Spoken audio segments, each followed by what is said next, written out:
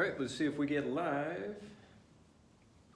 As usual, I am Drew Badger, the founder of EnglishAnyone.com and the English Fluency Guide. Welcome to another live video here on YouTube. Looks like people are liking the video even though nobody's watching it. Look at YouTube. YouTube is funny. All right, well, post in the chat. It looks like we are working, but we should be okay. And we'll get started. Pardon me, I still have kind of a sore throat. Look at George right there. George, you must live on YouTube. How do you're always here like right, nice to see Tom there again. It's been a while, Tom, nice to see you. Hopefully everybody's doing well. I wanted to make this video because we get free Palestine, right? Yep. I'm sure we're gonna have no political discussion here on the channel, so be careful. I know everybody wants to support, their sides in various, conflicts or whatever, but we'll save it for other venues. Anyway, hopefully everybody is doing well. I wanted to make this video and just talk with everybody about speaking confidence like I usually do, and talk really specifically about how this develops with some examples from my own life and teaching my own kids. And I thought I would also answer a question I received from a member of Fluent for Life, and so we'll answer all of those in this video. So when talking about speaking confidence and fluency, the basic idea is that confidence and fluency, really, they come from how well you understand the language. So it's not understanding a little bit and then trying to force yourself to remember things. We're trying to practice them by yourself and repeat things until you can say them again and again and again. Really, we just want to feel like we really understand something, and that's when we start speaking. So I thought it was interesting, maybe 2 nights ago, I was just at home and my family, we were just watching some TV show, and there was a thing about trick art. Trick art.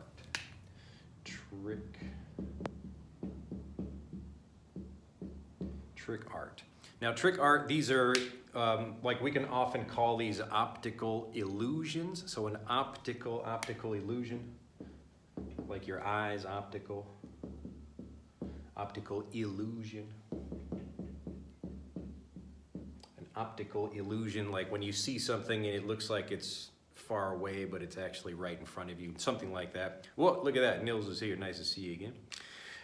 So this was just a TV show about that, but when Aria, my older daughter Aria, heard trick art, so she didn't know what trick art was. She just heard the TV show, they're talking about, this show is going to be about trick art. She doesn't know what that is, but this word, it triggered in her, that sounds like Halloween, like trick or treat.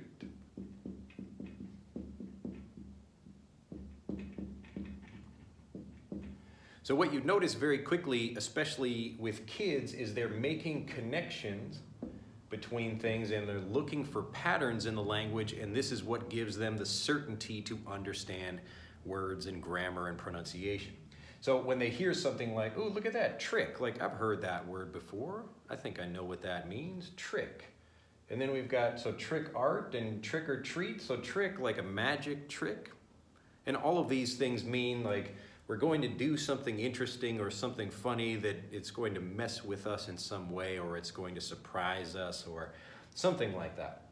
So this, actually saw this at a local Starbucks. They were explaining to people what trick or treat means.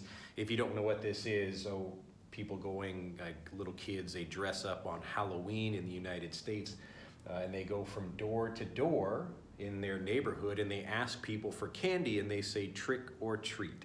So the idea is that if you give me a treat, I will not trick you or do something bad. I won't, throw, toilet paper at your house or whatever people do. And so we have trick or treat, and then Aria knew about trick or treat already, but if a child just hears the phrase like trick or treat, they might not really be thinking, okay, I understand what that means, especially young kids. They just repeat that phrase, trick or treat, but they don't really often know what a word means. And so when they hear something again, they think, oh, look at that. We've got trick or treat, we've got trick art. Another example of something And so here it's like my mind is playing tricks on me. So this is another expression, my mind, like to play tricks. So my mind is playing tricks on me. My mind is playing tricks on me. So if you see something like, wow, I thought I saw someone, but actually that person died 2 years ago or something, my mind is playing tricks on me. My mind is playing tricks on me. But the point is, we don't become more confident and fluent about individual words and phrases, so we won't feel confident about using these in conversations just by hearing them one time. And if you hear them, maybe you hear them one time, you might think you understand what something is, and sometimes you do. Often we will get an example or something and we really understand something.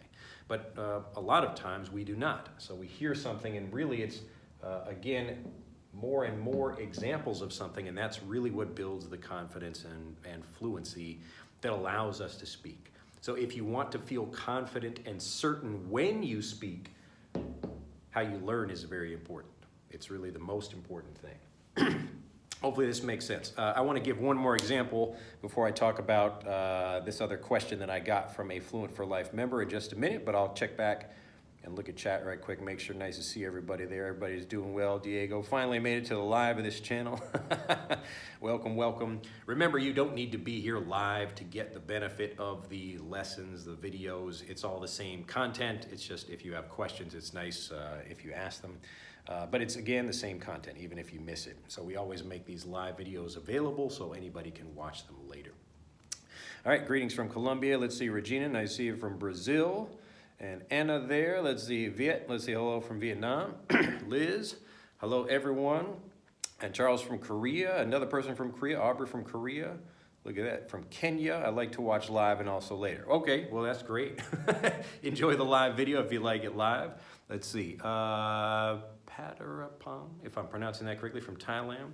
Thailand has a lot of interesting names, especially for like thinking about like someone from the United States. We're also from Siberia. Wow, look at that. And Eileen from Puerto Rico. Nice to see you there. All right, but hopefully everybody gets this idea. Very basic. The fluency really comes from how well you understand something. So that gives you the confidence to use something in a conversation. All right, if you don't have confidence, if you don't really know what something means, you won't use it. All right, so this is often why people are learning things. They know a lot, but they actually don't feel confident using more than basic things in conversations. So people will often only speak simply, like they will just say yes or no, even though they understand a lot. So I had a few interesting conversations with people. I went to a Thanksgiving party actually yesterday, and quite a few international people here in Nagasaki. And one of my friends, his wife was asking me, like, hey, can you teach me some English? So his wife, actually, she's from Persia, I think from Iran. Well, she speaks Persian, she speaks Turkish as well. He speaks Turkish too. But she was asking me, like, how to help her learn and also to help their son, because now he's learning like Persian and Turkish and English and Japanese. and he kind of confuses all these things together. So I was telling her like kind of these things. Number one, you really should be focusing on a particular thing. I guess it's possible to help someone learn multiple languages, but you really should help people learn one language in that language. Okay, so rather than like using Persian to teach Japanese or something, you should be able to, especially with a child, teach them the language within the language itself. And as adults, we should be learning the same way. Is there someone from Japan here in the chat? Let's see, it might be a little bit early. There might be some people who are watching, but occasionally we get viewers in Japan. Anna, nice to see you there. Hello, love the way you teach. Hoping to learn more from San Francisco. Well, nice to see you there, Anna. If you have specific questions, do let me know. Let's see, Darlington in Zimbabwe. Look at that. I think we have every continent represented. We just need someone from Antarctica, I guess. Nice to see you. Thanks so much for the lessons. Yeah, it's my pleasure. All right, so one more quick example before I answer this question from a Fluent for Life member. So this was another example where I was talking with my daughter. Do you guys know what this bone is in your, let's see, this is gonna be a bad picture over here. So here's a person, and I'm just gonna draw like this is supposed to be like your bones in here. So we're gonna put little arm bone here and the finger bones.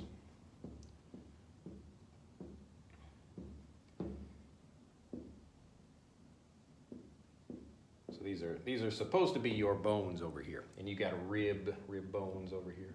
I'm not going to draw this very well. I want to do this very quickly. Yes, these are all bones. They're supposed to be. This is not a very good skull. I usually draw like a skull like this. I don't know, something like that. That's a skull. So this is a skeleton, and this bone here, your backbone. So this, the bone here for your back, this is called, does anyone know what this is? Like the doctor, the clinical definition, the scientific or way you would go. If you go to the doctor's office, they talk about this bone that goes up your back. What is this called? Yes, so this is supposed to be a skeleton. I'm actually a very great, yes, George has it exactly. So we've got a spine. And so I was talking with, yes, if you enjoy my drawings, that's great. You should get my book. I actually have a book with much nicer drawings in it. But yes, so this is your spine. Your spine has a bunch of little bones in it called vertebrae. I don't want to go too deep into this, but the point is, I was teaching my daughters, so both of them, Noelle and Aria, I was teaching them about some bones they liked, looking at like anatomy books. Yep, so spine, Martha's got it as well. So what's interesting, so you hear a word like spine, and the first time you hear it, it's just, okay, that's the name of this bone or this, this series of bones over here. And if you hear another example, a related example, so we look at this, it's kind of like this middle bone here connecting everything in the body. And so if we take another example, this is going to be a slightly better drawing here, kind of. So this is a book right here. And what's interesting, I was explaining to my daughters, we also have, so this is a spine right here, and this is the spine of a book. Isn't that interesting? So we call this a spine. So this is your spine, the spine of your body. And this part here, the middle part of the book that holds the whole thing together, is also called the spine of the book. So if you open a book really wide, you open it kind of too far, you can crack the spine of the book, just like you crack the spine of your back. All right? Yes. So does a book have a spine? Yes. And so it's not a bunch of little bones in here, but this is the hard part that connects these kind of soft parts on the outside of the book. All right? So isn't that interesting? It functions the same way, and this is how we learn new vocabulary, and native speakers are learning like this. They hear usually one example. Now, it doesn't matter, like you might hear this example first, and then this example, or maybe you hear this example first, and then this example. All right, so it's the order is not important. The point is that we have these different examples, and it's the different examples that help us connect a pattern. So if we just get one example of something, this is why when people tell jokes, they are usually in threes. So you need at least like 3 different examples to create a joke. So if we have the first example, I think I gave this example years ago, but there was like the movie, it was like the Disney Beauty and the Beast movie. And so in this is a typical 3-part structure of a joke. And the reason we need 3 parts is because we need to create a pattern, and then we need to break that pattern. And that's usually what makes something funny. So in this joke in Beauty and the Beast, one character was saying, well, what can I do? Or I think the Beast, he was saying, like, what can I do for Belle? So what can I do something nice for her? And then the little clock guy, he said, well, you can give her flowers. So that was the first example. So you can give her flowers. Second thing he said was chocolate. All right, so here we've got a pattern of things developing. So here's like a nice thing you could give to a girl. Here's another nice thing you could give to a girl. And then the joke comes, we're going to take that pattern and break it. So you might assume, okay, maybe we're gonna, I don't know, take her out to dinner or something like that. So that's not funny. It's just a list of different things you could do. So what the little clock guy says, he says, oh, you could give her flowers, you could give her chocolates, and then the third one is, or you could give her promises you don't intend to keep. And I still remember that, even watching that as a little kid. So often, like, you know, you tell women things, but you don't like keep the promise or whatever. That's the joke. So you could give her flowers, or you could give her chocolate, or you could give her promises you don't intend to keep. And you know, Disney is kind of funny like that. They'll put in things that, you know, we say it goes over the heads of kids. Like, they don't quite understand it. Like, they'll hear a joke and they're wondering why adults are laughing, but the kids don't really get it. So those jokes are more for adults. But I just thought that was funny. Anyway, the way the human brain works, the reason jokes are often this is because we're for patterns. We are pattern recognizing machines. And so when we know something is going to happen, then we feel confident, like, yes, I recognize something and I'm prepared for it, so I know what's going to happen. And this is why people, like native speakers, can often finish each other's sentences. So someone might be saying something and another person is able to complete that sentence because we recognize the pattern. So what I'm showing here, I'm just giving examples like the earlier one about trick or treat. So we're talking about the different examples of tricking something or learning the different uses of the word spine, how we might have this backbone here being a spine, but this also being a spine over here, okay? So as we compare and contrast things, this is how we build speaking confidence and fluency. So now if you look at this, it's like, oh wow, you feel much better, you feel much more confident. Oh, look at that, like the spine of a book, the spine of my body. And as you get more examples, these just help you, again, feel more confident and fluent. So you develop the confidence and fluency before you speak. So right now, you're not speaking with me, you're just listening to what I'm saying. Maybe you write a comment, but you're not actually having a conversation with me. But again, the point is you feel confident, so when you're in a conversation, the words will come out, okay? Hopefully that makes sense. Let me go back and check chat, and then I'll answer this question. This should be an interesting one. All right. Let's see. Yep. All right. So I think we got some. I think I answered those already. Marcio, how to use get is so tricky. You mean tricky? Like it's tricky. It's difficult to use it. How to know the time to use it to substitute some words in English.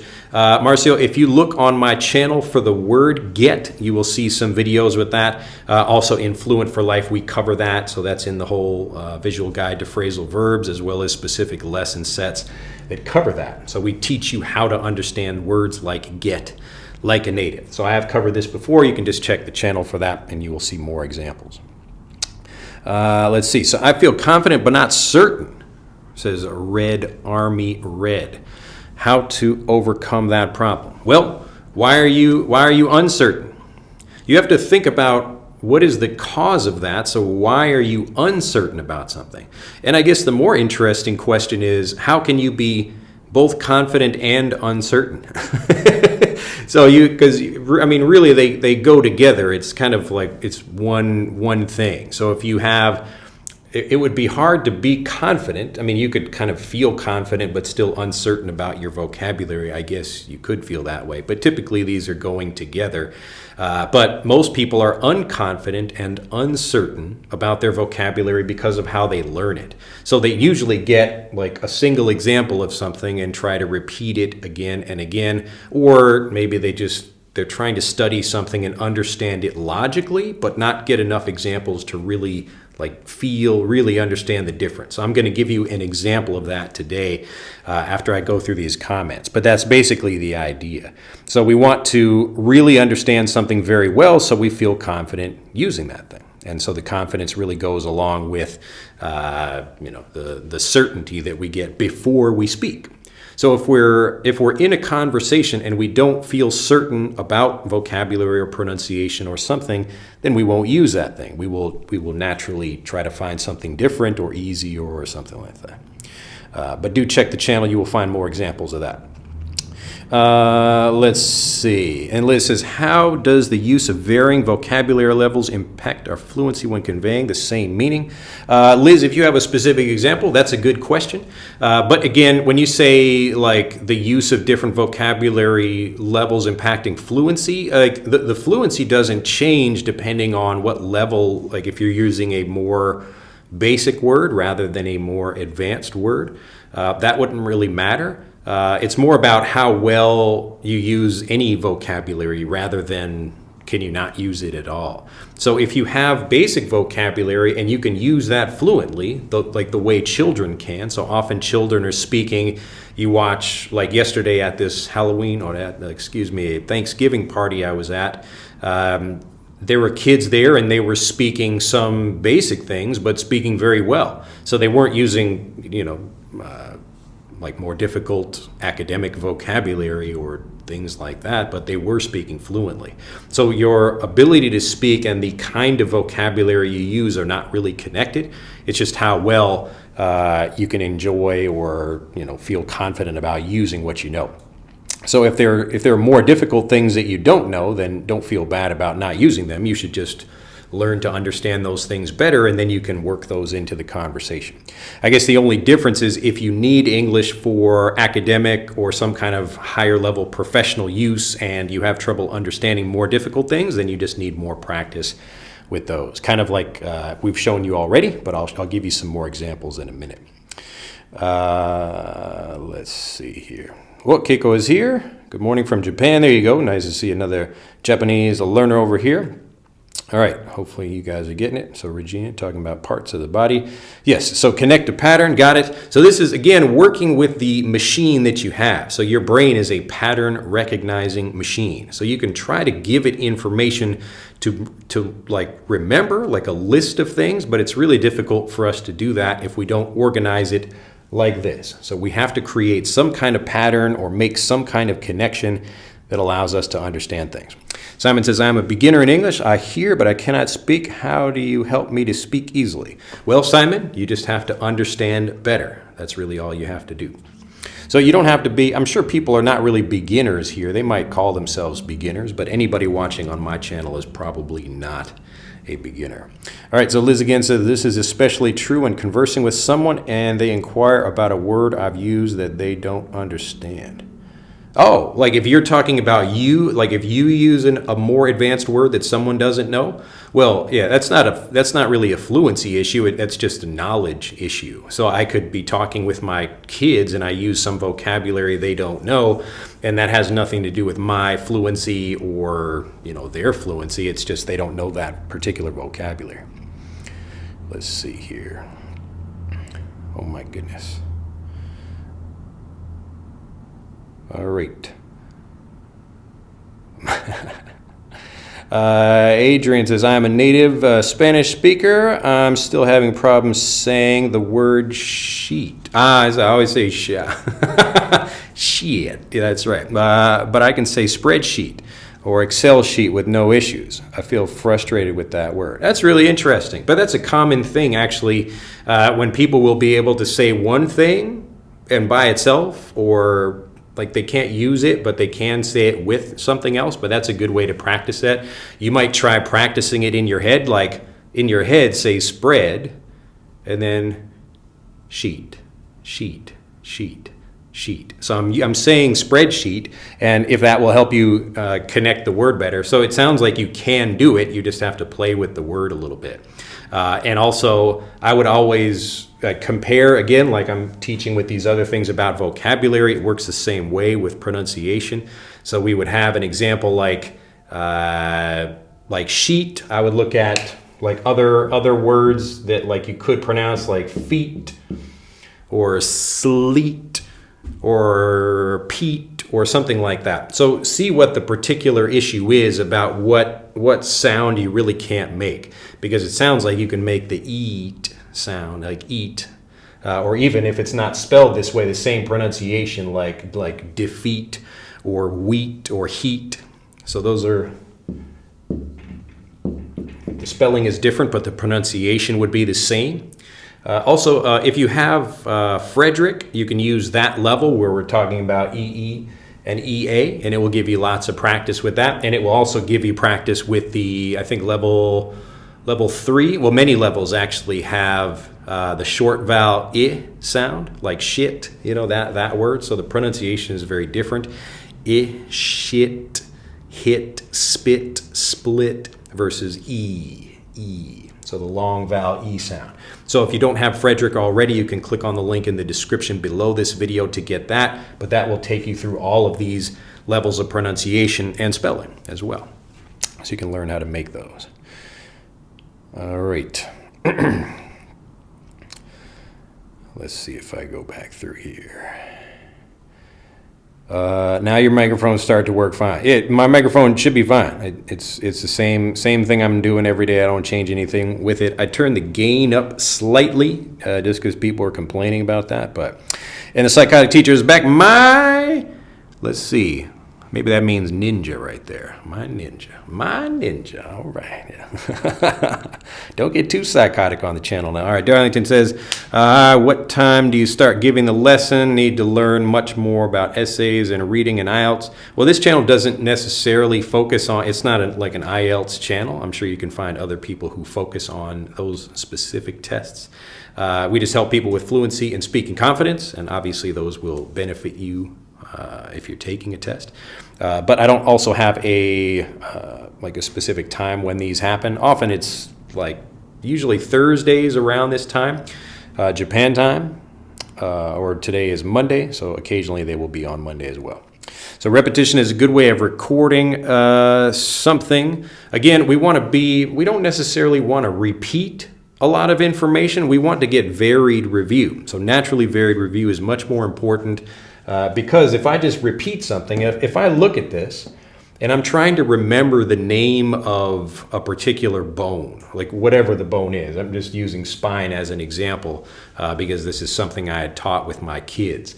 But if I'm looking at the example of spine, I can just repeat that word again and again. Or if I get a different but related example, same thing up here. I'm trying to create a pattern, help me understand something. Oh, look at that. There's the spine that holds your body together, and then there's the spine that holds the book together. And your brain will think, oh, look at that. That's interesting. And the interesting connection that is created, you can actually feel that in your body, like, wow, look at that. I understood something. And that's what helps you remember. So it's much faster, much easier to do, and it will get you fluent much faster than just repeating stuff. Yeah. Yeah, the spine is a little bit different from that one, Daryl. Look at that. You guys keep it clean in the chat here. Let's see here. And Covetous said, let's see, can I please have your channel name? It's English Anyone. English Anyone. But it should be on the name of the channel. Look around on the channel. You should see it there. All right, let's go through these. Regina, things that are igual. I don't know what that means. You mean equal? Equal? Is that what that means? You were at a Thanksgiving party in Japan? Yes, I was. All right, good evening from Mexico. Thanks for your excellent class. Glad to hear it. Your method of learning language is just fantastic. Glad to hear it, Zed. Yep. Well, it's the way we all learned our native language. That's all I'm doing. I'm really giving you a reminder. I'm reminding you of how you learned your native language, and you can get fluent efficiently the same way. So most people forget that when they were young, they didn't speak a lot. They actually, most of their time is just getting input from people like your parents or saying things to you or your family or your teacher or whatever, and that's what got you fluent, okay? So obviously you're speaking, but most people are speaking after they feel confident that they understand something. All right, M.I. Chin says, hello, first time I can catch your live show. Well, welcome. Liz, again, for me, it's beach and bitch. I see. Yes. And again, get Frederick. If you don't have that already, it will show you how to learn these things, and then you'll easily understand the difference between them because you get so much varied review. All right, so hello from Taiwan. Nice to see you there. Darrington, you should stay here and practice your listening. Yeah, so we can always do that. Yeah, I know what that means. I know what that means, Mr. Psychotic American Teacher. I know. Let's see. John says fluent is different than advanced. Yes, that's correct. So we could have, you can have an advanced level of speaking ability, which is measuring how fluent you are. So you could have no fluency at all, you don't understand anything, or you have a high level of fluency. So you could speak about it that way, but most people confuse fluency with the amount of words you know. So they think a high vocabulary means you are fluent, but often people that know a lot of words, or people who know a lot of words, they still can't speak. So it's two different things, and it's good to understand the difference. Let's see, Pyrochlor, if I'm reading that correctly. Hello from Taiwan. Yep, got some nice. Yeah, we actually have a lot of members in Fluent for Life from Taiwan. Dustin, how can I memorize adjectives more effectively while it can't be easily visualized like a noun and a verb? Well, sure it could. So you can take, like, if your goal is to memorize something by getting a visual example of it, you would do the same thing we're doing right here, which is comparing something. So if I, just as an example,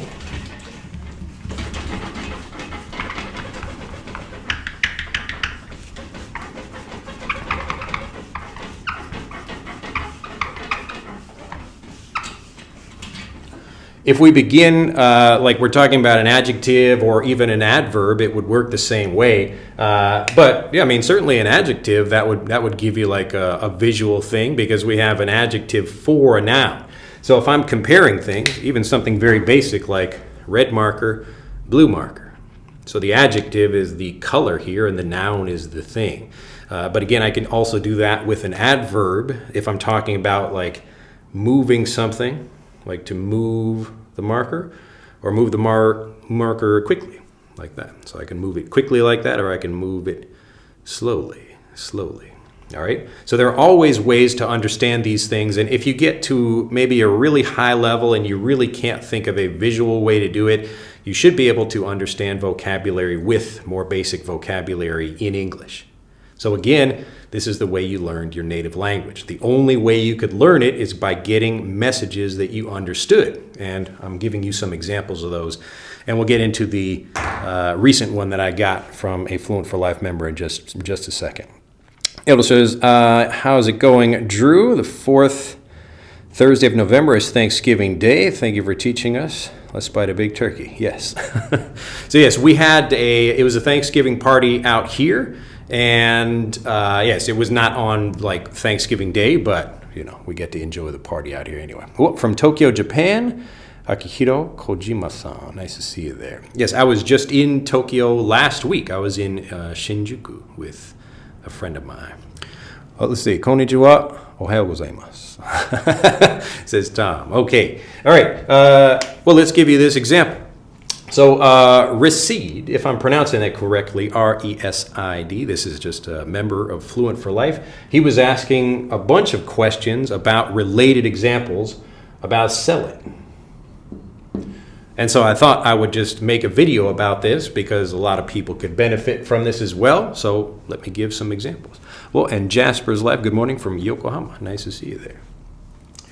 All right, so what do we have here? We had on sale. And this is, again, as I talked about earlier in this video, another bunch of really great examples that we can compare that will help you understand the vocabulary better than trying to just look at a word by itself and maybe get a translation of it. So we really want to compare these different things to understand them like a native. So what do we have? We had on sale, we have for sale, and we'll just go down this list. Let's see, go on sale. Now this is related to that one. Go for sale, the same thing is related to that one above as well. Go for sale. And we had in, let's see, in the sale. That's not actually a word. We'll put something up for sale. We'll do that one. So put something up for sale. And what else do we have? Make a sale. Okay. So he had one more example, like in the sale, which, I mean, you could use that like something is found while something is like inside of a sale. Like, I don't know. We'll put that one up here. I'll get to that one in a moment. In the sale. But this is actually an interesting example of how I'm thinking about it like a native speaker, and I'm not thinking about the individual vocabulary. I'm thinking about when I would use these things. All right, so let's look at all these different examples and compare them and see how natives would use these things. So right here we have on sale, on sale. Now on sale, you guys can probably answer what some of these things mean. You probably understand these or you've heard these before, but you can think about on sale as a contrast or something opposed to being like off sale, or we would just say like not. It's not on sale. So this means like we're going to take something and then put it at a reduced price. All right. So it's available. We can talk about like on sale. Usually this means like, again, we have like a higher price. Let's say we have something, it's usually, I don't know, $10, but now we're going to sell it for $5. So right now this part is over here on sale. So it's on sale. But we can also use when we're just talking about something being available for purchase. And this is where we would often hear people say now on sale. So it's now on sale. If we've been waiting for a particular time, let's have a time period here. So up here, it's not on sale. So something is not available. Ah, yeah, that looks like is that the kanji for, I don't know that. What is that? What is that a kanji for, or the Chinese for?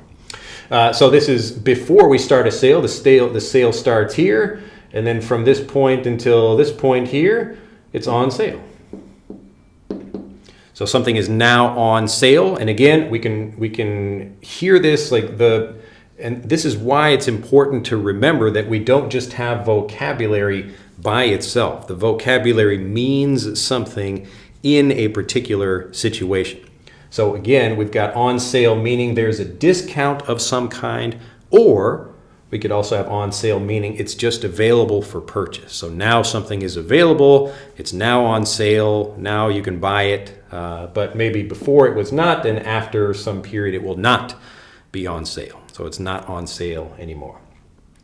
So you can kind of think about on and off. We don't really talk about something being like off sale, but you can think about the difference between on and off like this. So it's possible or it's discounted in some way. It's on sale. Now, we're talking about, I'll just connect these two here. When something goes on sale, it just means now we're making it available. So it's the same idea, but we're talking about something going. We're talking about the transition from here to here. So right now something is not for sale, or it's not discounted, and now it is. So now it's going on sale, okay? So we could talk about, again, a discount for something, or just being able to sell it. But the point is that we're making something available. It's the transition we're talking about. So whenever we talk about go, I think I've made maybe many videos about this, but the idea of go is a transition from one thing to another. So I could go on sale. So right now it was not on sale, and maybe tomorrow it goes on sale. So you'll often hear people, maybe they're making something available from a certain time, like tickets are on sale from Friday. So from Friday to next week, tickets are on sale. Or tickets are going on sale.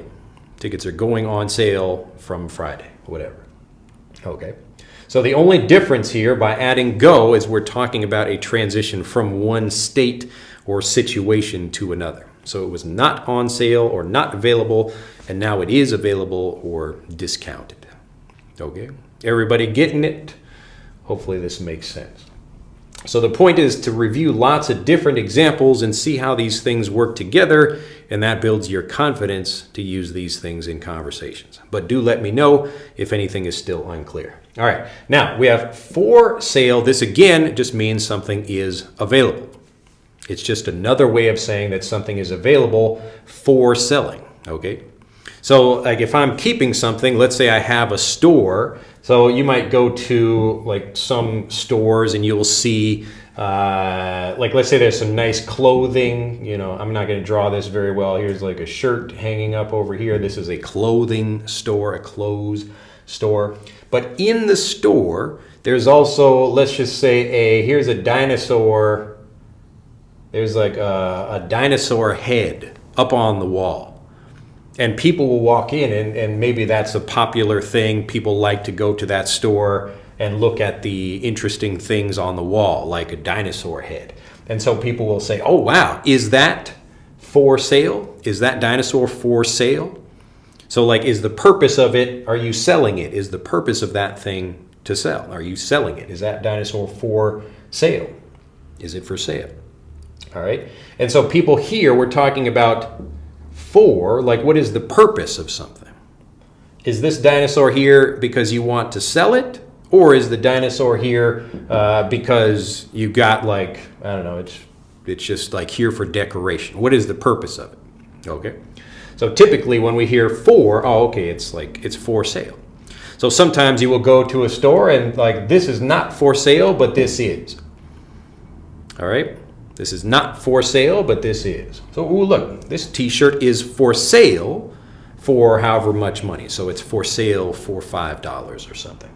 Or you can say the t-shirt is on sale, where we're going to have, you know, typically in a store, if you see some things already there and you see on sale, typically that means a discount because it's a store already. So you know the clothing or whatever that thing is, it's available to sell. But right now we're going to say, well, if it says on sale, then we definitely mean like it's a discount. That's the meaning we're talking about. But if I just go outside and I see a guy, he's just sitting out in front of his house and he has a bunch of things out in front of his house, I don't know what he's doing. So I might ask him, oh, are these things for sale? So a guy just sitting, like he's just, I'll give a slightly different example here. So here's a guy. He's sitting in front of his house, just over here, and he's got a lamp and a table and, you know, some other things like that. And I say, ooh, that's a nice lamp. That's a nice table. Is that for sale? So like, is that outside here because you're selling it? Is it for sale? And he says, no, I'm moving. So I'm moving into this house. Okay, so it's not for sale, not for sale. It's for me. Not for sale. I'm not selling this. It's for me. It's for me. All right.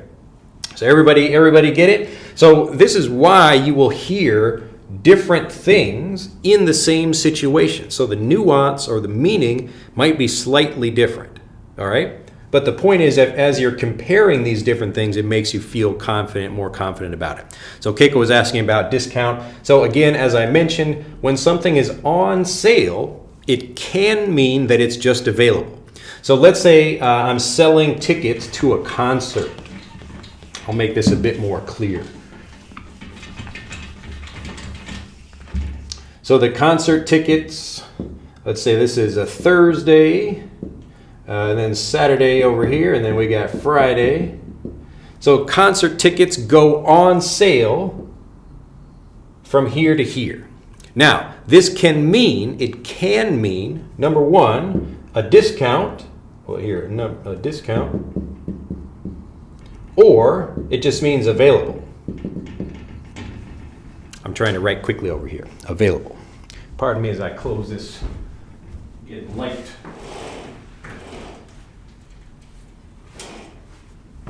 All right, see if that's a little bit better. All right, that's not in my face now. All right, so you will see this, like if we have something that's available for a discount, you can say it's for sale, or you can say it's on sale, or it just means something is available. It's on sale.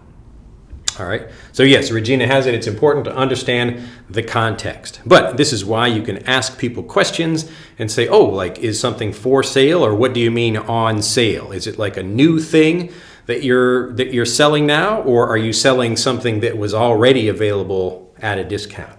So the difference between maybe something new, so a garage sale is a good example of that. So that's why if I'm walking down the street and I see a guy in front of his house and he's just sitting there with a bunch of things, I think maybe it's a garage sale. So maybe he's selling some stuff. I don't know. That's why I ask him, oh, is this stuff for sale?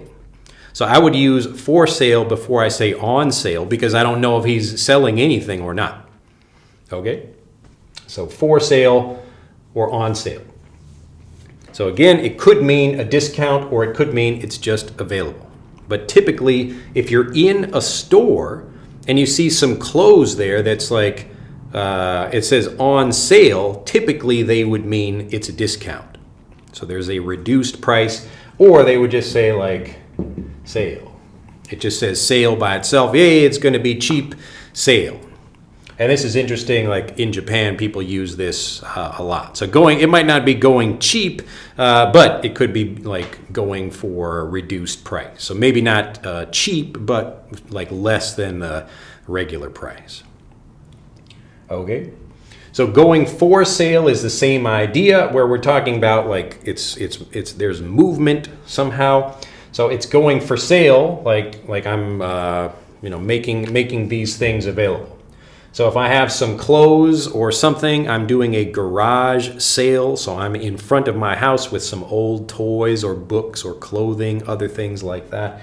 So I could say, yes, these are going for sale, or they are just for sale. I could use both of those things. So it's just two different ways of saying the same thing. They are for sale or they are going for sale. All right. Does everybody get this? So it's like the reason I want to compare these, and the reason Rashid was asking us this question, is because often people will look at these and just look at the word and think like on and try to translate that in their native language. But it's much easier if you understand it the same way a native would get it. Okay? All right, I think people are getting it. Let me see if anybody has any questions about this so far. Also, houses and cars are considered for sale when people want to sell them. Yes. So you could have something for sale that makes it available, and then you could say, ooh, it's even on sale right now. We're making it available. But typically, if I have something like for sale or not, it's just like, are you selling something or are you not selling something? So that's the more important thing. What is the purpose of this item? So right now, this shirt that I'm wearing, this is not for sale. I'm wearing this shirt. This shirt is for me. It's not for you or for somebody else. It's not for sale. Okay? So when you ask someone, we don't say like, ooh, is that shirt, like no one would ask me, is that shirt on sale? If a native speaker asked me about the shirt I'm wearing, they say, ooh, like, is that shirt on sale? What they would mean is, did I buy that from a store and get it like at a discount? That's what they mean. They're not asking me if I'm selling the shirt. They're saying, oh, is that shirt on sale, like at the store? So they mean like, did I buy it from someplace and I got it for a discount? Okay, hopefully we got it there. All right, Mika says, hello, I had talked with translators before, and the first language is more important than the second language for people to study the second language, so I'm reading many books in Japanese. Let me read that again. I talked with translators before, and the first language is more important than the second language for people to study the second language. So I'm reading many books in Japanese. I don't know what that means. But are you saying you mean you're trying to read like Japanese books to learn English or something? What do you mean by that? Now, I don't know. Like other people can be good at translating, but some people are not. Like even people who translate might not be very good at speaking. So those are different skills. But the people who want to communicate fluently, you should be learning everything in the language you want to speak. So there's no reason. The only reason you need translations is if you just want a quick definition or to understand something right now. But if I want to use something quickly, I want to understand that in the language. So if I need a translation, it means I don't understand something. So I probably will not feel confident about using it. I can get a translation of something, like I could give a translation of spine, but then that would be like, oh, that means your backbone.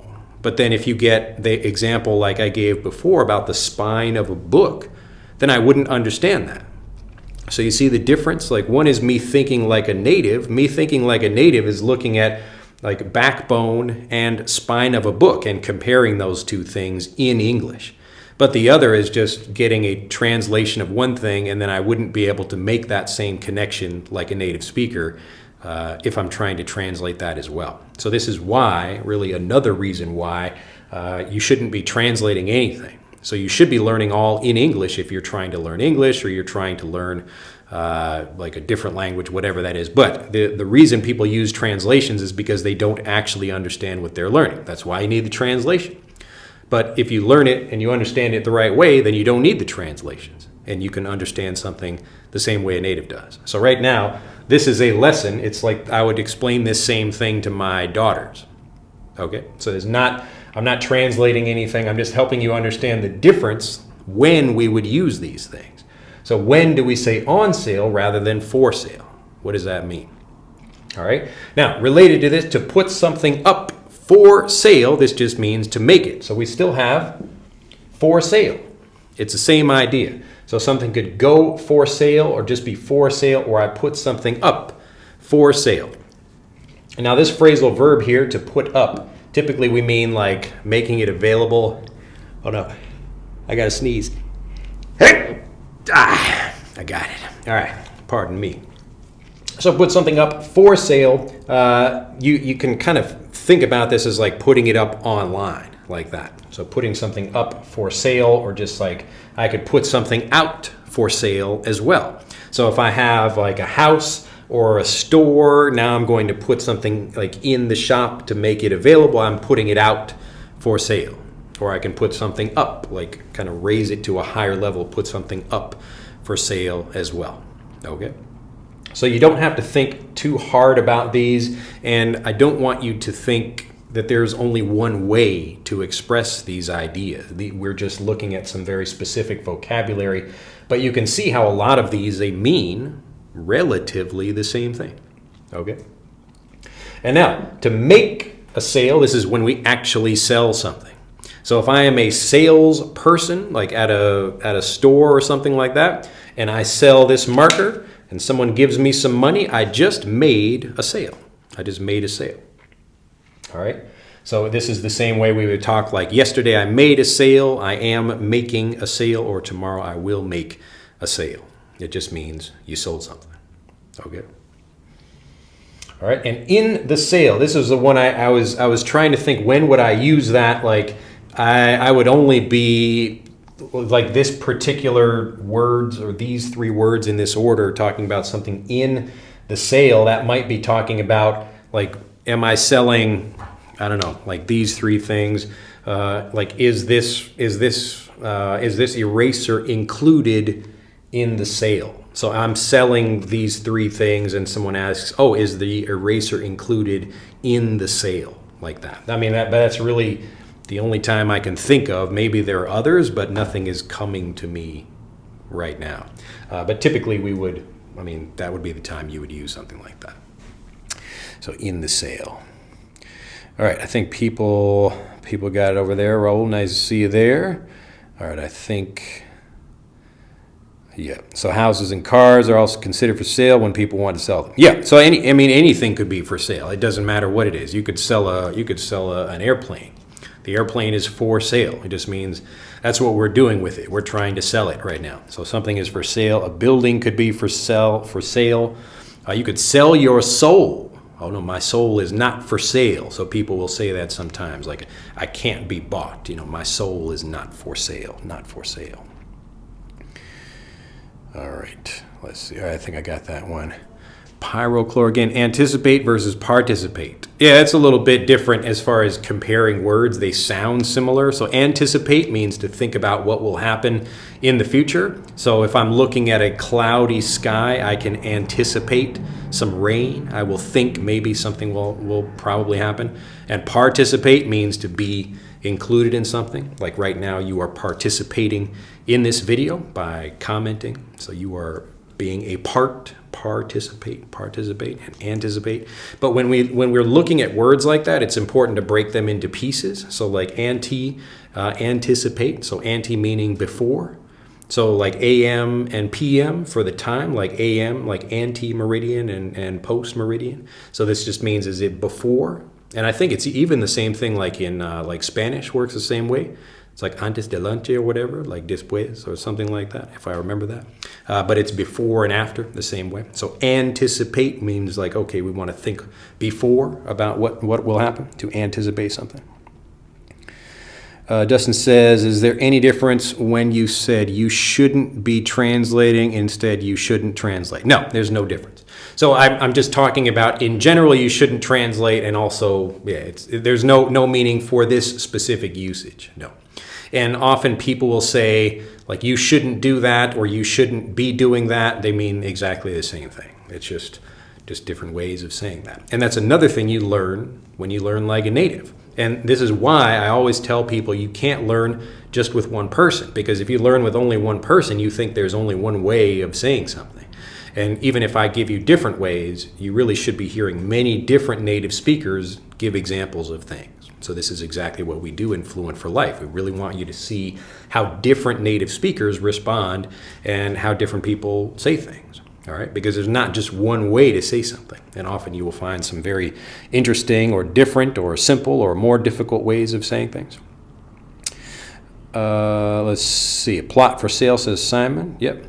In Egypt, when something is for a cheap price, they say it's for free. That's interesting. It's for free. Free would be different. I mean, if you're still paying money, it's not free yet. That's interesting. In Arabic, and they try to translate that into English, and they say it's free. Huh. Well, that's one hell of a translation right there. But that's another reason why we don't want to translate. We should not try to translate. Sometimes we have to, that's part of life. But in general, as a learner, you really want to understand what something means. And so you understand, like even if I translate, like take the word free. So if I just translate that into Japanese, I could mean like mujo, like free, like it doesn't cost anything, or like jiu, like free, like I could, have like liberty to do something. I'm able to go do it. So these are completely different meanings of free. And so when we're learning things, it's good to understand it like a native. You want to understand it like a native. All right. Let's see if I got any more here. Regina said, now it's clear. Glad to hear it. David says, guys, good night, everyone. And let's see, hello from Republic, Saha. Yakutsk. Oh, really? Oh, are you from that area? That's cool. I think I remember that from like the game Risk. I remember playing that like Irkutsk up there. I'm guessing that's Russia around there.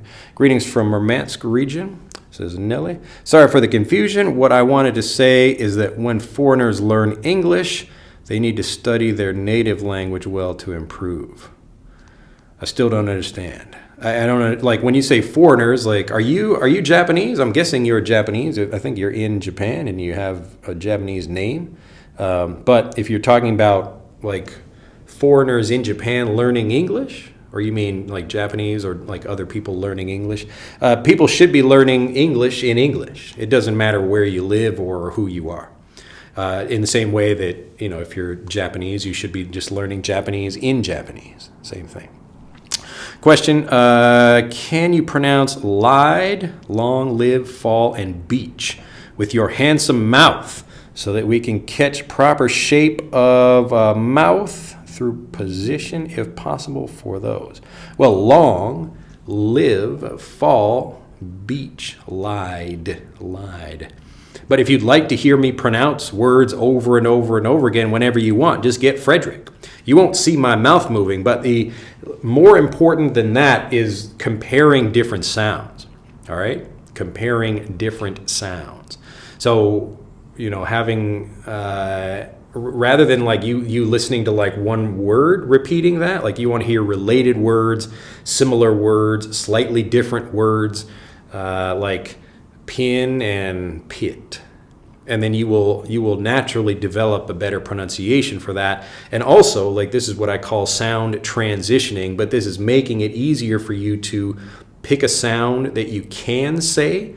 I forget who that was earlier today that was talking about like shit versus sheet, like spreadsheet. And so you pick a sound you can make, like E, like just the long vowel E by itself, E, and I want to turn that into I and just keep making that sound. So watch this, listen to the sound E, and you can see it also, but you can hear how it changes. E, like sheet versus shit, right? So like shit. So sheet to shit. So I just call this sound transitioning. And so we're taking a sound that you can make and just try continuing to make that sound. Like and you will hear when the sound is correct. But you can do this along with Frederick. You will hear lots of words, over 2,000 words and sentences. So definitely download that app if you don't have that already. All right. Let's see. Tom says, hi, Vinicius from Brazil. Keiko, thank you, teachers. My pleasure. Edu Sparshai from India. Tom from Dominican Republic. David, greetings from, looks like we got more people from Brazil. And psychotic teacher is enjoying himself. Yes, I am from the coldest region in the world. It's already 23 degrees below zero. I'm really your fan. Oh, well, stay warm. Hopefully I can keep you warm over there. Stay warm. Don't freeze to death. Keiko, yes, it's also difficult to use available. I'm not good at this. Yes, available, it just means like it's possible to do something, or yes, you have it, that thing. Like if I go to a store and say like, is this available? Like, do you have something available? Do you have like a larger size available? So is that possible to get that? Do you have something? But there are easier ways to say that. So I could, at a store, if I'm buying something, I could say, do you have something in a larger size? So do you have this shirt in a larger size? Do you have it in a larger size? So they might have it in small, in medium, in large, extra medium. I like to get extra medium. That's my size. If you guys send me some clothes, get extra medium. All right, let's see here if we can find some more interesting comments. What time is it here? All right, we got a little bit of time left. All right. What is the meaning of differently, and how can it be used in a conversation? Well, it just means like you're doing things, like it would be how you do something, like an adverb, you know. So if I'm behaving differently. So if one day I'm like very, very sad, and another day I'm very happy and excited. I'm behaving differently. I'm doing something differently. So it's a way of modifying or changing like a behavior or something. So I could teach differently, I could eat differently, I could do something like if I go on a diet, I could eat differently, change my diet. So differently, I'm doing it differently. All right. And again, when you're learning things like that, it's important to not just get one example. Like you can see I'm giving you different examples in different contexts, but even more than just that particular word. So you might say, if we're learning adverbs or adjectives, whatever that thing is, you want to get some more, just like to understand, like if I'm teaching adjectives, so we got red marker, purple marker, blue marker, black marker, green marker. I'm looking at all these different things, and so the marker doesn't change, but the adjective does. And so we can compare easily. Oh, okay, I understand what the color is. That's why I often give that Japanese example of markers, because it's easy to understand and help you remind yourself what it's like to learn your native language. And then just apply that to learning English. So when you get lots of examples, like to do something differently, or you could also do something in a more interesting way. So in a different way, do something differently, or do it in a different way. And there you can look, there are different ways of using the word. And so we could use it in different ways. We could use it differently. You got it. Let's see. Next one. Korean and Japanese have the same structure, but English has a different structure, so I think it's hard. Yes, it's just different, but it's easy to learn something the same way you would learn patterns in anything else. So if you have to learn for a new job, or you're learning a sport, or you're learning anything else, you have to take, you're creating new patterns in your mind. But my point is, really, for learning like a native, is it's much easier to do it if you're learning like a native rather than learning through your native language. So you're actually making it more difficult, and that's what creates a lot of the stress and problems that people have. All right. So if I'm teaching someone Japanese, I don't want to give a long explanation about, well, the noun comes after the adjective, and it's like English, and we do this and that, and I'm going to give you some words like use this word like a math problem or something. I don't want to do that. I just want to give you examples. So you said like Korean and Japanese are similar. I don't know if you speak Japanese as well. Maybe you know some Japanese as well. But the same thing, my typical marker example, maka, maka, maka. Kuro, kuroi maka, kuroi maka. Ao, aoi maka. Aka, akai maka. Aka, ao, kuro, chairo, chairo, chairo. Chairoi shatsu, chairoi shatsu. Akai maka, aoi maka, kuroi maka. So here, this is how you would teach a child, and they don't know what an adjective or a noun is, but they do understand, oh, you're talking about this thing, like, you know, touch the red marker. Akai maka, sawatte kudasai. Sawaru, sawaru, sawaru, sawaru, sawaru. Miru, kiku. Okay, so you can hear, you would actually start to understand the language very quickly like that, and the pattern would make itself pretty easily understood just by me teaching you English, or in this case Japanese, as a first language. So I don't need to give you lots of explanations about how the grammar works. I just need to show you how the grammar works. All right. So it's actually like most people don't think it's possible to do this, and like it is pretty difficult because you have to change the way you teach. you can't teach it like the normal way anymore. But if you want to see how I do this for absolute beginners, you can see that in Frederick, because Frederick is all taught. It's all in English for beginners, and they will learn the language. Obviously, it goes up to higher levels, and lots of adult non-native English learners are using it as well. But also my series here on YouTube, I think it's called like the Best Beginning Grammar Playlist or something like that. I forget what the playlist is.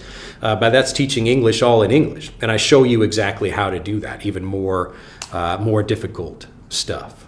So like something like versus the, like how do you explain that to someone in English? But if you think about it, it's possible. It has to be possible because that's how people learn their native language. If you can't make it understandable, then no one learns any language. So you have to make it possible. So you just look at how do people do that, like and it usually takes a while. And some things, like, they're easy to understand, and some things are not easy to understand. You really need a lot of examples to understand some nuances. And a really good teacher, they really just try to shorten that process. So if I can give you a few quick examples, you know, the same thing like the spine of your back and the spine of a book. I'm giving you 2 examples, and you really only need 2. That's enough for you to understand that pattern and make that connection. Most people would remember that word, and they would understand the use of it better with both of those examples together. So if I teach you both of them, the spine of a book, the spine bone, like the spine of your body, then people would understand that very quickly. And I can do that all in English. So it's not about making it like I need to use translations or like that it's really difficult to do, because how do people teach their own kids?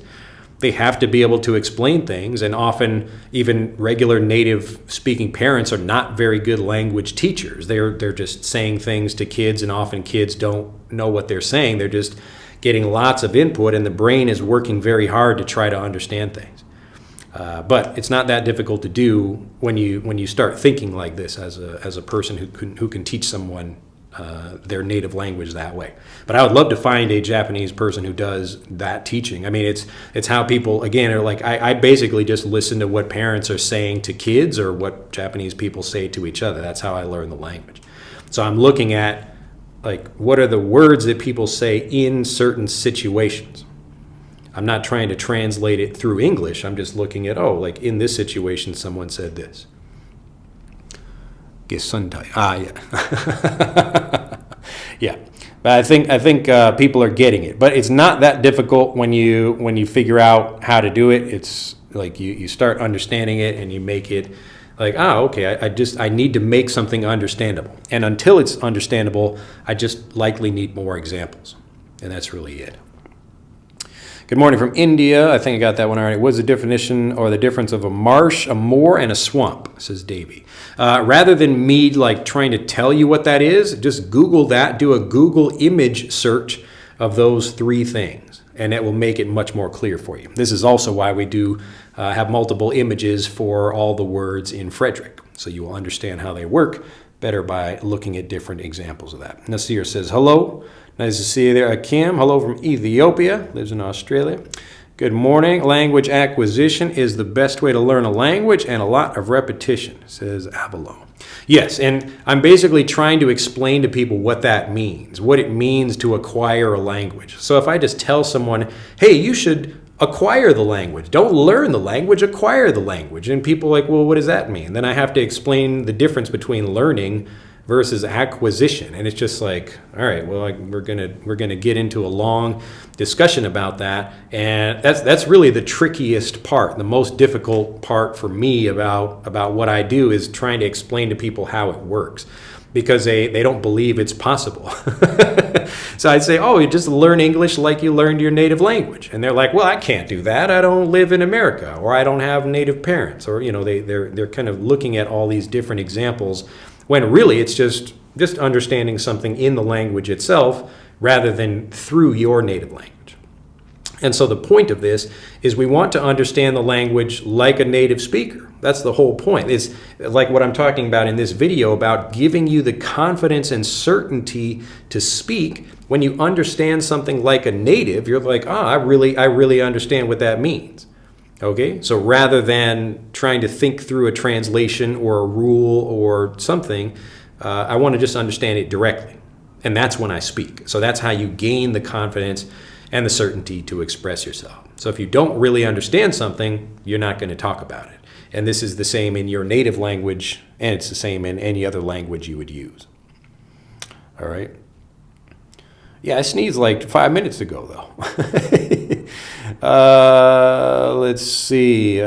George says Cambridge Dictionary's word of the year for 2023 is hallucinate. Is trick art hallucinated? No, a trick art is a hallucination is when you see something that's not actually there. Like I imagine there are a bunch of snakes in front of me right now. That's like a hallucination. So there aren't actually any snakes there. But trick art is physically something there. It just looks different than how you would, like, it looks like something is close and it's really far away. Something like that. So it's physically there. It's not a hallucination. So it's a different thing. I think everybody's getting it, though. Let's see. All right, so the psychotic again. Honestly, it's hard to teach without translation to someone who doesn't know English at all. It's a tedious process. It's not. Don't think about it that way. That's being lazy, and that's being a bad teacher. Now, I hate to say that just because I really want people to understand it is possible. It is easy. It's a mental switch that you as a teacher need to make, because if you're still thinking it's like, oh, this is tedious, of course it's easier just to give a translation. That's the easiest thing you could do. That's why most people just do that. But if you try to think about, wait a minute, I'm not teaching like a student, I'm teaching someone who speaks my language. So how would I teach my own child? And then you think, well, okay, I guess it's kind of tedious, like you could use that word to describe it, but kids need lots of examples. They need to really understand something. But when they get it, then they can use it forever.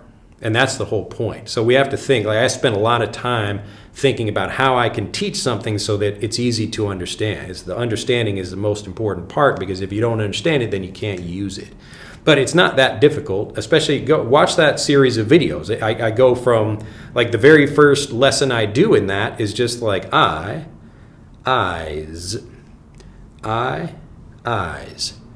ear, ears, finger, fingers, fingers, fingers. And so here, without me explaining anything about the language, you start to learn, you start to build the sense or the recognition of patterns. And you think, oh, look at that. Like in English, when we have one thing, we just say that one thing. But if we have multiple, like more than one, and that's why I would give this example, it's like, eye, eyes, ear, ears, finger, fingers. And just to make it clear for the brain that it's not only two, it's like fingers, fingers, fingers. Now people really understand, okay, so one thing is a special thing, and then if we have more than that, then we add this, like S sound at the end of it. But without having to explain that, People figure that out if you're a good teacher. And so that's what I show in those videos. It's possible to do that, to learn English all in English. So don't lose hope. It's possible to do. All right, and let's see here again, how to create an atmosphere to be fluent when all other people talking in their own native language, sir. Well, just like this, you know, put your headphones in and start watching content that's made for natives. So I can learn Japanese anywhere in the world because I know how to get content that I understand for learning Japanese. It doesn't matter if I'm living around physically Japanese speakers or not. So don't worry about that. Like, you're learning real English from a native speaker right now, and we're not physically in the same place. All right, got a couple more minutes, I think. Yes. I got this one. Good explanation, sir. Glad to hear it. Keiko, yes, same here. Got the Korean and Japanese flag. All right, I got that. Let's see, 103 people watching this live stream, but few people like this video. Well, you know, it happens. We need, who is our manager? I think she is not here today. we need our like manager is hustling up the likes over here. Yes, if you do enjoy the video, do click the like button. But I'd rather, if you had to just pick one thing to do, tell other people about this, because just tell them it's possible to learn English in English, and if you want to become a confident speaker, this is how you do it. That's it. Now, if someone can think of a better way to learn languages, I'd love to hear it. I have not found one, but this is it, and this is what we do in our native language. And that's good enough for me, and it works. So I don't know a better reason to change what I'm doing, but yeah, that's it. What do you think about Duolingo? Is it possible to learn English through this program? I've played with Duolingo, but like, even the idea of like Duo and Lingo itself, like, I don't want any translations at all. And my bigger problem with like the little that I have seen of it is that it's kind of restrictive about telling me what things are rather than allowing me to discover what those are. So if you want to see the difference between like a teaching app like Duolingo and like a self-discovery app like Frederick, you should compare those two. So download Frederick. You can the link will be in the description below this video, but that will actually teach you like pronunciation, grammar, vocabulary, listening, especially for kids. So kids are using the app as well. Even native English speaking kids are using the app to teach themselves how to read. And the way it works is just kind of like this. It's letting you compare different things and understand the way the the way the brain actually wants to learn. And that's how you get fluent. So really, when I talk about fluency, I just mean that you feel confident and certain about what you learn. And when you feel confident and certain, then you speak. Okay. Let's see. But yes, I'm not. I don't know Duolingo so well, but from what I've heard of it, like, it seems like it's an app created to kind of teach people, and this is that kind of lesson about language acquisition versus language teaching. And so I don't know anyone who became fluent using the app. Maybe people do, I guess. I don't know. Maybe, I'm sure like somebody must, I guess, but I don't know anybody. In Japan, we see advertisements for this thing called speed learning. And so Japanese people often ask me. It's not so popular now, I think. Like, I don't hear people talking about speed learning. But I've never met anyone that became a speaker from speed learning. And again, it's like kind of speed staying in the same place. But this is it. And this really is the fastest way to get fluent. It's just understanding it like a native. So that's really all you have to do. Let's see. Make a sale means the action. Yes. So you would say make a sale. Make a sale. Make a sale. S-A-L-E. Make a sale. Let's see. Isat Vastra. That's an interesting name. Hello, teacher. Next time, could you talk about job interviews? What about job interviews? I think there are lots of like video examples on YouTube already about job interviews. But if you have a specific question, let me know. Mika says, yes, I'm Japanese. That means no matter how much I study, I will never be a native speaker. But I study English. I can understand the American way of thinking a little. Free, I understand, yes.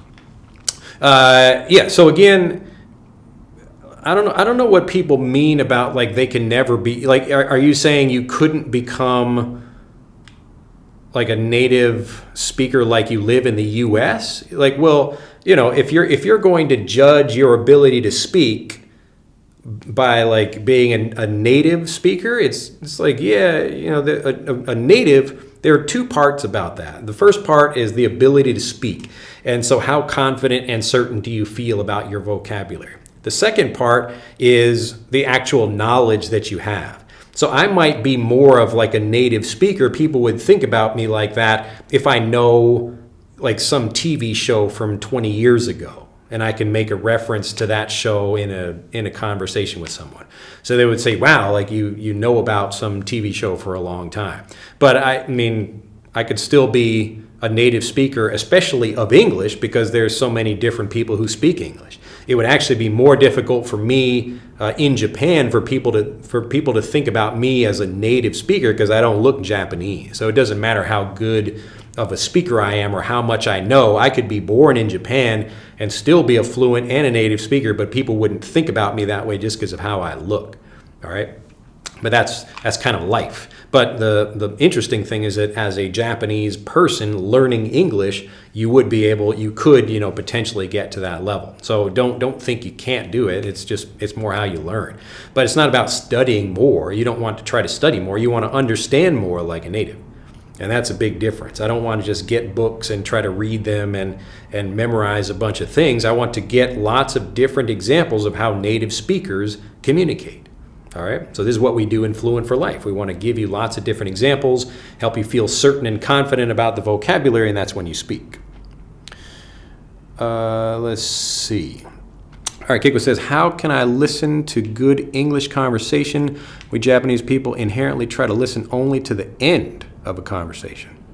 Oh, you mean like a sentence? Because the verb is at the end of the sentence? Is that what you mean? That's an interesting question. How can I listen a good English conversation? Well, obviously we do this in Fluent for Life, but you could watch any kind of conversation just on YouTube or wherever.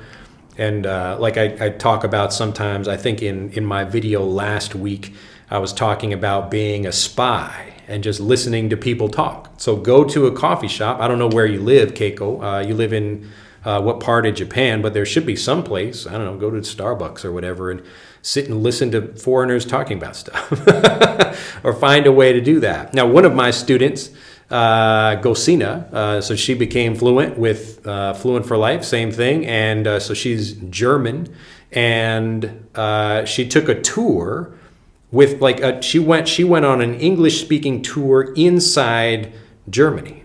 Very smart idea. And like I was recommending, you got to do more things in English and be around English speakers talking about a specific event or a specific situation. So you could find an English tour, like a group tour in Japan, and just get on that tour. It'd be very simple, easy to do that. But the point is, it will help you understand more like a native because you're getting lots of different examples and you're around all these other people talking about that same thing. Let's see. Let's see how much time. Only got a few minutes left. From Turkey, nice to see you there. Armando, can you recommend a U.S. TV show for learning English? Just find a show you like. What do you like watching in your native language? And then find that in English. So some people like watching a comedy. Other people like to watch, a gardening show or whatever. Like I watch a gardening show in Japan on Sunday mornings. But you can watch whatever you like. It just depends on the content you're interested in. So if you want to succeed, you need to stay highly motivated, enjoy the process of learning the language. Yeah, and it's much easier to stay motivated if you enjoy and it's easy to learn. Native speakers talking so fast, it's difficult to understand them, says Regina. Yes, and this is why you really need to take steps to go from understanding kind of how I'm speaking right now to understanding the native level. So this is what we do in Fluent for Life. Another thing we do in Fluent for Life. Okay, go forget the beginning of the conversation. I'm not happy with myself all the time. Oh, no, now you're talking about something completely different. Oh, no, Keiko, be strong over there. Available, I understand. Thank you very much. Okay, you got it. All right. Yes, be happy with yourself. It's Thanksgiving, be thankful. That's what we were talking about yesterday. What are you thankful for? Be thankful. I'm thankful every day I get to talk with people from all over the place and help people learn, and be thankful for that. All right, and Isat Vastra again, thanks to you about job interview, terms and phrases. Yeah, like that's already available on YouTube, I think, like a lot of that stuff, like how to do job interviews. And I would, like, rather than watching, we have like lessons about that, but I would just watch native speakers in a job, like look up English job interview, and you will see, I'm sure there are even recordings of people just in an actual, or maybe they're pretending or something, but some kind of job interview like that. You will find that on YouTube already. So I'd hate to create something that's already done, but if there's still more information you need or you have questions, you can feel free to let me know. But I would look for that. I'm sure a lot of that content is available already. I remember when I was becoming a waiter. So I worked as a waiter and a manager in a Japanese restaurant years ago. And I went to the library and I actually found a training there for servers. So people who want to learn how to be better servers, and it was just like a DVD you could watch and it would teach you how to do that. And now all this information is just for free right up on YouTube. So take advantage of that. It is available for you to watch, available. All right. But hopefully people have enjoyed this video. Remember, the confidence actually comes from understanding the language well, then you speak. Okay, so don't put a lot of pressure on yourself to force yourself to speak before you're ready. You should really just get lots of examples from people speaking, and then you feel much more confident about that. It's not the native that talks fast, it's a foreigner that understands slowly. Yes, that's part of it. But obviously natives do speak quite quickly, and they're speaking faster than what I do. All right, but I think everybody's got it. George at the start and the end, as usual. Nice to see you guys all here again. Thank you very much for joining me. If you would like to improve pronunciation, grammar, listening, all of that, get Frederick and definitely get Fluent for Life. You can find the links to those in the transcript or in the description below this video. And if you have any questions about those, you can just ask, just send us a mail at info@EnglishAnyone.com. Happy Thanksgiving Day, isn't it? Yes, almost. But you should give thanks every day. Give thanks every day. All right, thank you very much for joining me, and I will see you in the next video. Bye-bye.